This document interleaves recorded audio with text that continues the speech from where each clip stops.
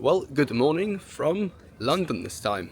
Having a brief layover here before the next destination, and because the sun's out to get some shots with this lens. It's the Sigma, I have to check, 18-50 f2.8 for Fujifilm, and I've been getting a lot of questions about this lens, particularly around, is it worth getting, is it any good? And as the title suggests, I've actually purchased this lens twice. Once I returned it, but then later down the line I realized actually I should have kept it, and I bought it again. And in this video I'll just talk you through my thoughts on this. I've used it for quite a while now, and maybe do some photography here in London as well. This is a really cool reflection here. So I've got me here, so I'll be included in the photo. You've got this white pointy thing, you've got a red stop sign, nice buildings behind, and this area here where I can have a subject or something coming in. So shooting this at, what is it, 24, around about there, and that looks pretty good to me. So I'm just gonna wait here and see. Oh, there's a bike. I had to shoot that blind because I can't see because I'm filming, but maybe it turns out okay. If not, I'll wait a bit more, and if not, I'll ask my girlfriend to kindly stand and model for me here. Now let me quickly start by saying the reason I bought this lens is mainly for the size and the weight. No other features or aspects of it interested me, because I already had the 16-55, which is still optically and operationally superior, but it's just a bit big and heavy for lightweight backpacking trips. Now the reason I returned the first lens when I got it, this is probably like 7-8 months ago, is because when I got it out of the box, there's no way of getting around the fact that it feels cheap and plasticky. Certainly if you compare it to the Fuji lenses, which are metal and they feel premium, this just felt like a bit of a toy. And after 1 or 2 days using it, the absence of the aperture dial really bothered me, so that's why I returned it. And the reason I bought it again is because a few months down the line, and I went backpacking, the 16-55 was just too big and too heavy, and I needed like a practical small backup zoom, which is why I got it again.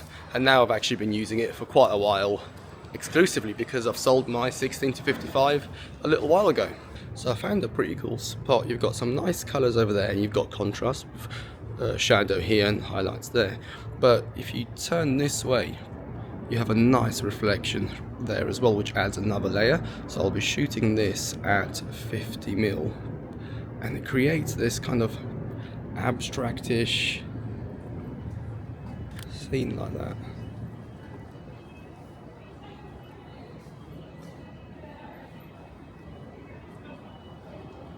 Now let's talk about the build quality, and it is plasticky, there's no denying that. It's quite a matte finish on the plastic, and it does pick up scuffs fairly easily.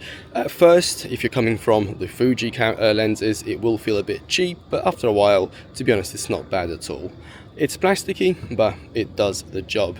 In terms of the general fit and finish, so the zooming in, the focus ring, they move very easily, they move fine, no real issues. So as for the build, I'm pretty happy with it. If you're happy with plasticky lenses, you're not going to find this an issue, and if you're happy with lenses having a few scuffs from wear and tear, again, not a big deal. Weather sealing wise, I've not had any problems. I've shot in the desert with it, I've shot in some rain, and no issues. So yeah, overall, pretty happy.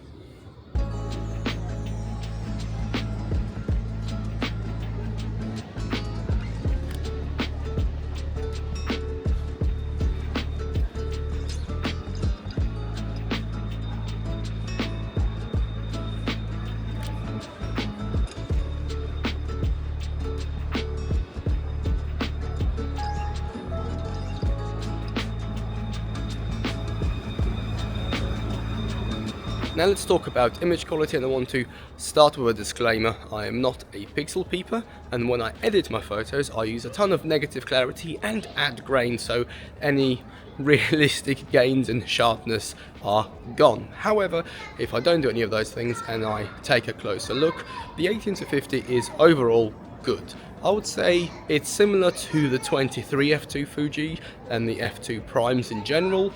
Overall gives you a great image quality, but when you get up close and there's certain hard edges of the subject you're shooting, you can see some chromatic aberrations, that's it, around the edges, but it's nothing that is too crazy in my opinion. Once you've stopped down to f8 or so, it looks just as good as any other zoom lens in my opinion. With that said, if you really pixel peep and look at the details, especially wide open, the Fuji 16-55 f2.8 is noticeably sharper, especially around the edges.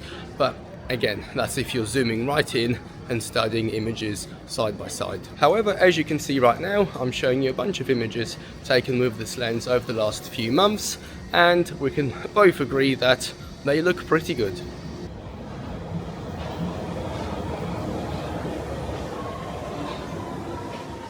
Now let's talk about the aperture ring, or lack thereof. When I first got the lens the first time, it's something that really annoyed me because I was so used to using an aperture ring on the lens. I've used one since day one, that not having it made me feel very restricted, and having to use the dial on the camera was definitely restrictive. But now, 7 or 8 months later, it's still restrictive if I'm honest. I've definitely become used to it, but anytime I use a lens with an aperture ring, it just feels 100 times better. So for some people it's not an issue. There are other people who've used this lens and found it absolutely fine, but for me it's the biggest issue with this lens. If you're finding this video useful and wish to support the channel, then one of the best ways to do so is to check out my Fujifilm camera guides. I only make guides for cameras I've personally purchased and owned for at least 6 months. This ensures that any advice I give is based on the real world experience. These guides are designed to save you time and remove a lot of the trial and error that comes with setting up new cameras. They cover the main features that most people will use and will show you how to set up your camera for efficiency, ease of use, and to get the best results. If you've just purchased a Fuji or want to learn more about your current camera, these guides will definitely help. For more information, see the links in the description, and thank you for your support. Now let's talk about focusing, and we can do it in the most suitable place.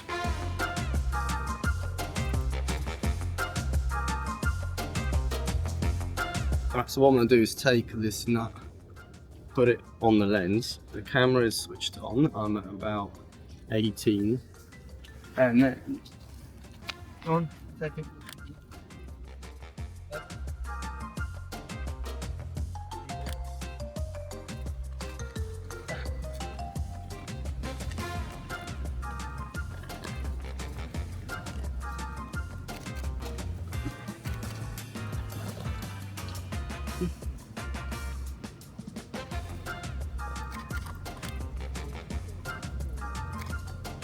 Now let's quickly touch on autofocus. So the biggest advantage with regards to focusing on this lens is how close it can focus, as you've just seen in the squirrel demo. But what you've also seen is just how slow and sluggish this can be. And honestly, comparing it to the 16-55 or any Fuji with the linear motor, this lens is really slow.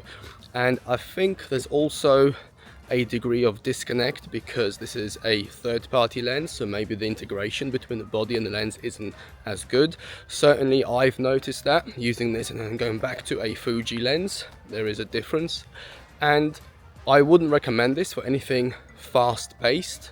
It's definitely a slower lens, so if you're doing sports or anything like that, I'm not sure. And of course, the closer you're focusing, the more difficult this focusing or accurate focusing would be. Apart from that, the only other thing I've noticed is with the Fuji lenses, with the 16-55, when you zoom in and out, any focus tracks with that as well. So if you focus on something at 50mm and you zoom out to 16, it will perfectly track and change the focus. Whereas on this, it didn't do that until the new firmware. And even though now it tracks a little bit, it only does it once you've pre-focused. So if you just switch the camera on and zoom in, everything will be out of focus. But if you just focus once, then the lens will track focus as you zoom in and out. But even once you've pre-focused, it's still not perfect. It still takes a while to just refocus and get and compose itself, so to speak. So yeah, for fast-paced things, if I was shooting weddings, events, anything with a lot of movement, I would not recommend this lens. Whereas for general, let's say not snapshot photography, but let's say just a general travel, holiday, street photography lens, this is fine in terms of autofocus. Apparently there's food in there. No? No? No, don't come near me, mate. Go back on her if you want. Jump, jump. There you go. There you go. There you go. Oh my god! Is he going in your bag? Hopefully he is. That'll be funny. Well, I had to walk away quickly, laughing my head off, because as we were feeding the squirrels, a lady came up and in a very posh English accent said, oh, do be careful because they squirt. Yeah. Well, it's time to end the video and let me give you a quick summary of this lens. So, who is this for? If you plan to travel light, backpacking for example, this is a perfect one lens solution for pretty much most travel. If you are traveling with, let's just say, a set of primes that you always use, this makes for a great backup option, because let's say you drop one of your primes or God forbid something gets stolen, then this acts as a good lightweight and small backup, which when you're traveling is important. If you want a go-to lens for all type of photography and you don't have a high budget, or maybe this is your first Fujifilm camera and you want a lens that kind of does everything, then this is probably the only lens I'd recommend that's not a prime. As long as you're not fussed about the plastic body or the lack of aperture dial or the best autofocus, then this is a solid choice. If however you want the best image quality and more importantly the best autofocus and generally a better connection, let's just say, between the camera and the lens, then I probably wouldn't recommend it. I would say get the Fuji lens. Now the 16-55 f2.8 is quite outdated now. It's very big, it's very heavy.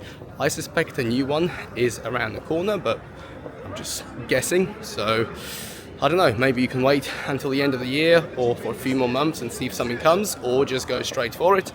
I don't know. But yeah, that's pretty much it. I hope you've enjoyed this video. I hope you got something out of it. If you have any questions, leave your comments down below, and the blog for this will also be linked below if I remember.